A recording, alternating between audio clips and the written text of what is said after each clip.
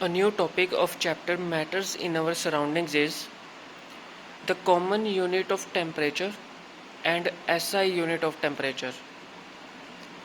We use Celsius scale of temperature for measuring temperature in our everyday life. हम अपनी everyday life में temperature को measurement करने के लिए सेल्सियस स्केल ऑफ टेम्परेचर का यूज़ करते हैं. जो कॉमन यूनिट होता है टेम्परेचर को मेजर करने का वो होता है डिग्री सेल्सियस, चाहे वो मेल्टिंग पॉइंट हो चाहे वो बॉइलिंग पॉइंट हो. उसको हम शॉर्ट फॉर्म में लिखते हैं डिग्री सेल्सियस. ठीक है. उसके बाद जो लेबोरेटरी थर्मोमीटर्स होते हैं जो हम यूज़ करते हैं परफॉर्मिंग साइंस एक्सपेरिमेंट्स के लिए, they are all calibrated in degree Celsius. वो भी क्या होते हैं, डिग्री सेल्सियस में होते हैं. इवन द क्लिनिकल थर्मोमीटर, जो क्लिनिकल थर्मोमीटर होते हैं वहाँ पे भी ह्यूमन बॉडी के टेम्परेचर को मेजर करने के लिए जो इंस्ट्रूमेंट यूज़ किया जाता है वो डिग्री स्केल में ही यूज़ किया जाता है. Melting point of ice on Celsius scale of temperature is 0 degree. जो मेल्टिंग पॉइंट ऑफ आइस होता है on Celsius scale of temperature वो होता है 0 डिग्री. और जो बॉइलिंग पॉइंट होता है वाटर का ऑन सेल्सियस स्केल वो होता है 100 degree Celsius. There is another scale of temperature, एक और स्केल टेम्परेचर होता है केल्विन स्केल ऑफ टेम्परेचर. उसको हम लिखते हैं ऐसा यूनिट में केल्विन, और सिंबल होता है उसका कैपिटल के. इसका जो मेल्टिंग पॉइंट ऑफ आइस होता है केल्विन का, केल्विन स्केल का, वो होता है 273 केल्विन. लेकिन जो बॉइलिंग पॉइंट होता है केल्विन स्केल का वो होता है 373 केल्विन. अब डिग्री सेल्सियस, ये मेल्टिंग पॉइंट ऑफ आइस था डिग्री सेल्सियस का, और melting point of ice on kelvin scale पे कितना है 273. तो डिग्री सेल्सियस को किस में कन्वर्ट किया है, केल्विन में, तो वो क्या हो जाएगा 273. टेम्परेचर ऑन केल्विन स्केल वो किसके इक्वल है, temperature of degree Celsius plus 273. जब भी आपको अगर डिग्री सेल्सियस दिया हुआ है तो इसको आपने केल्विन में कन्वर्ट करना है, तो आप क्या करते हो, इसका क्या करते हो 273 प्लस कर देते हो. अगर 1 डिग्री सेल्सियस है तो क्या हो जाएगा 1 प्लस 273, ये हो जाएगा 0 plus 273.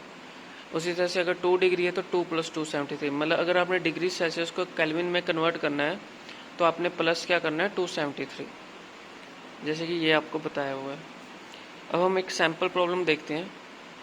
Convert the temperature of 25 degree Celsius to Kelvin scale. आपने 25 डिग्री सेल्सियस को केल्विन में कन्वर्ट करना है, तो क्या करोगे, तो 25 तो ये है, प्लस डिग्री सेल्सियस को केल्विन में कन्वर्ट करना है तो क्या करोगे प्लस 273, तो आ जाएगा 298 केल्विन. 25 प्लस केल्विन में कन्वर्ट करना है तो 273 के साथ प्लस कर दो तो आ जाएगा 298 Kelvin. Convert the temperature of 3 degree Kelvin to Celsius scale. पहले हमने डिग्री सेल्सियस को केल्विन में कन्वर्ट किया था, अब हमने क्या करना है, केल्विन को सेल्सियस में कन्वर्ट करना है.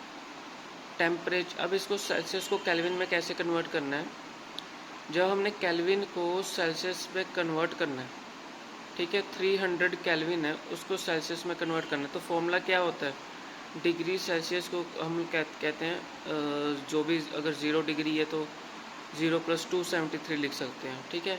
तो हमने क्या करना है, फॉर्मूला क्या होता है, टेम्परेचर ऑन केल्विन स्केल, जो डिग्री सेल्सियस है वो प्लस हो जाता है 273 के साथ. Temperature on kelvin scale given है हमें, तो 273 इधर आके माइनस हो जाएगा, वो क्या हो जाएगा 27 डिग्री सेल्सियस. 27 degree Celsius. पहले क्या होता था, डिग्री सेल्सियस था तो हम प्लस करते थे, सो 273. अगर केल्विन को सेल्सियस में कन्वर्ट करना है, जितना हमें गिवन है उसको 273 में से माइनस कर दो तो आपके पास सेल्सियस स्केल आ जाएगा. It is clear about discussion that to convert a temperature on Celsius scale to the Kelvin scale, जब आपने सेल्सियस डिग्री सेल्सियस को केल्विन स्केल में कन्वर्ट करना है तो आपको 273 ऐड करना है. लेकिन जब आपने केल्विन स्केल को सेल्सियस स्केल में कन्वर्ट करना है तो आपने 273 क्या करना है, सब्ट्रैक्ट करना है. तो ये हमारे पास टेम्परेचर का टॉपिक ख़त्म होता है. अब हम डिस्कस करेंगे change of state of matter.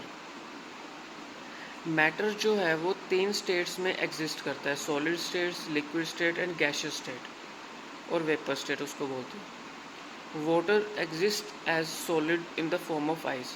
जो वाटर है वो एग्जिस्ट करता है सॉलिड फॉर्म में, आइस के फॉर्म में।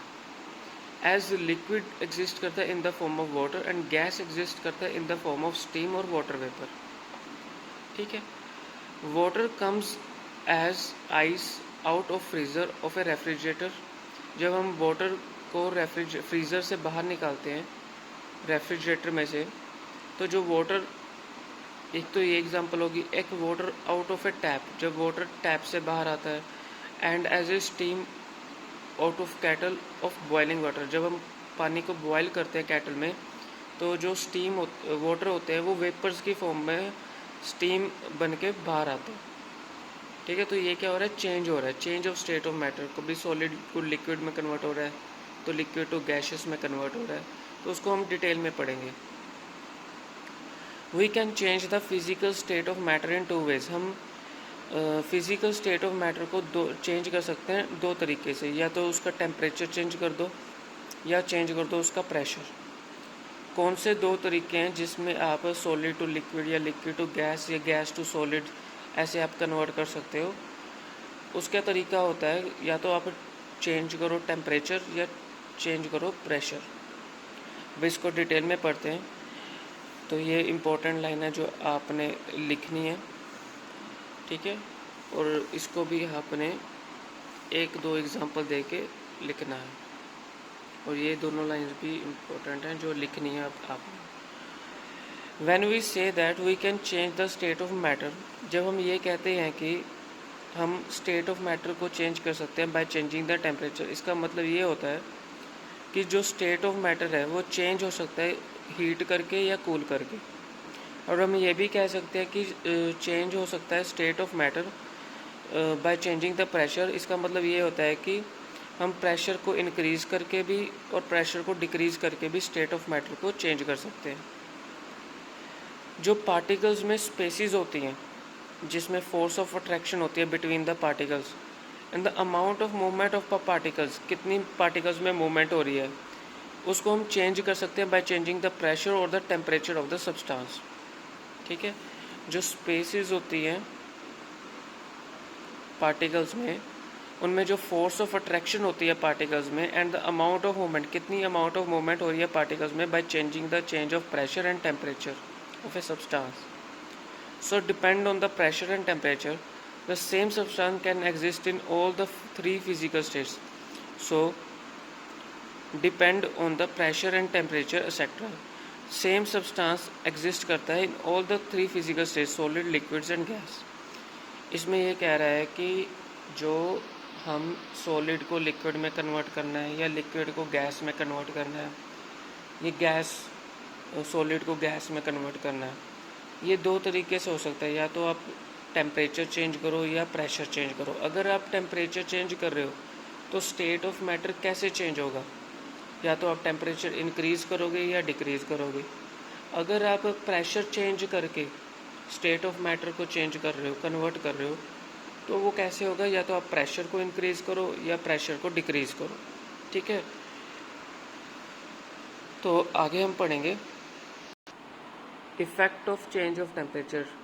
टेम्परेचर के चेंज होने से जो स्टेट्स ऑफ मैटर हैं उसमें क्या इफ़ेक्ट होगा? बाय इंक्रीजिंग द टेम्परेचर, जब आप टेम्परेचर इंक्रीज़ करोगे, हीट करोगे, सॉलिड कन्वर्ट हो सकता है लिक्विड स्टेट में, लिक्विड को कन्वर्ट कर सकते हैं गैसियस स्टेट में, और अगर हम टेम्परेचर डिक्रीज़ करेंगे, कूल करेंगे, तो गैस कन्वर्ट हो सकती है लिक्विड स्टेट में और लिक्विड कन्वर्ट हो सकता है सॉलिड स्टेट में। ये जो हमने पॉइंट्स पढ़े हैं ये बहुत ही इम्पोर्टेंट पॉइंट्स हैं। अब हम इसको डिटेल में पढ़ेंगे। डिटेल में कैसे पढ़ेंगे? जैसे solid to liquid change. Solid से लिक्विड चेंज कैसे होता है? जब सॉलिड, कोई भी सॉलिड सब्सटेंस लिक्विड में चेंज होता है उसको हम क्या बोलते हैं? मेल्टिंग। ठीक है। इफ़ वी हीट आइस, जब हम आइस में हीट पास करेंगे तो वो क्या हो जाएगा? वाटर में चेंज हो जाएगा, लिक्विड बन जाएगा। In this case solid ice changes into the liquid water. जो सॉलिड आइस था वो लिक्विड वाटर में चेंज हो गया। So a change of state takes place. तो इसकी क्या होगी? स्टेट, मैटर ऑफ स्टेट भी क्या है, वो भी चेंज होगी। The process in which a solid substance changing into liquid on heating. अब एक वो प्रोसेस जिसमें एक सॉलिड सब्सटेंस लिक्विड में चेंज हुआ है हीटिंग करके, उसको हम मेल्टिंग बोलते हैं या फ्यूजन बोलते हैं। So when ice changes into the water on heating, जब आइस वाटर में चेंज हो जाता है हीट करके, उसको हम बोलते हैं मेल्टिंग ऑफ आइस और फ्यूजन ऑफ आइस। फ्यूजन मतलब हीट पास करना, जब वो हीट पास करने से मेल्ट होगा। अब change of state takes place during the melting of fusion. The temperature, जो हमने टेम्परेचर दिया है सॉलिड को लिक्विड में कन्वर्ट करने के लिए, the temperature at which solid substance melts, जिस टेम्परेचर पे सॉलिड सब्सटेंस मेल्ट हुआ है और वो चेंज हुआ है लिक्विड में एट एटमॉस्फेरिक प्रेशर, उसको हम बोलते हैं melting point of the substance. जब आइस मेल्ट होती है उसका टेम्परेचर होता है 0 degree Celsius to the form liquid water. So melting point of ice क्या होगा? 0 degree Celsius. At melting point क्या होगा? आइस चेंज हो जाएगा, इसकी जो स्टेट है वो चेंज हो जाएगी सॉलिड टू लिक्विड। अब इसमें क्या बता रहा है कि हमने आइस में हीट पास किया और वो क्या हो गया है? लिक्विड में कन्वर्ट हो गया है हीट पास करने से। उसको हम मेल्टिंग भी बोलते हैं, फ्यूजन भी बोलते हैं। इस प्रोसेस को हम बोलते हैं मेल्टिंग ऑफ आइस और फ्यूजन ऑफ आइस। जिस टेम्परेचर पे वो मेल्ट हुआ है उसको हम बोलते हैं melting point of the substance. Ice melt हो रहा है किस टेम्परेचर पे? 0 डिग्री सेल्सियस पे, to convert solid into the liquid water. ठीक है, तो मेल्टिंग पॉइंट पे आइस चेंज हो गया solid from liquid. Different solids have different melting points. अलग अलग सॉलिड्स का अलग अलग मेल्टिंग पॉइंट होता है। जैसे melting point of ice 0 degree Celsius है, मेल्टिंग पॉइंट ऑफ वैक्स होता है 63 डिग्री सेल्सियस। वैक्स में अगर आप हीट पास करोगे तो वो 63 डिग्री सेल्सियस टेम्परेचर पे मेल्ट होगा। जो मेल्टिंग पॉइंट ऑफ आयरन होता है वो होता है 1535 डिग्री सेल्सियस। तो जो मेल्टिंग पॉइंट होती है सॉलिड की वो मेजर होती है, डिपेंड करती है force of attraction between the particles. Higher the melting point, जितनी ज़्यादा melting point of the solid substance होगा उतनी ज़्यादा क्या होगी? फोर्स ऑफ अट्रैक्शन होगी बिटवीन द पार्टिकल्स। ठीक है, उसके बाद हम आते हैं नेक्स्ट पैराग्राफ पे। When solid is heated sufficiently, जब आप सॉलिड को सफिशेंटली हीट कर रहे हो, it changes its physical state and becomes a liquid. When a solid substance is heated, जब आप solid substance को heat करते हो, heat energy makes its particles vibrate more vigorously. heat energy, जो particles होते हैं वो vibrate करेंगे अपनी ही position पे और वो move करेंगे। At the melting point, the particles of a solid have sufficient kinetic energy. जो particles होते हैं उनमें क्या होती है? kinetic energy आनी शुरू हो जाती है, क्योंकि वो जब आप उसमें हीट पास करते हो वो अपनी फिक्स्ड पोजीशन से चेंज हो जाते हैं और वो मूव करना शुरू कर देते हैं, और जो भी उनमें बॉन्डिंग होती है वो ब्रेक हो जाती है, और ये सब चीज़ें होने की वजह से जो सॉलिड है वो लिक्विड में मेल्ट होता है।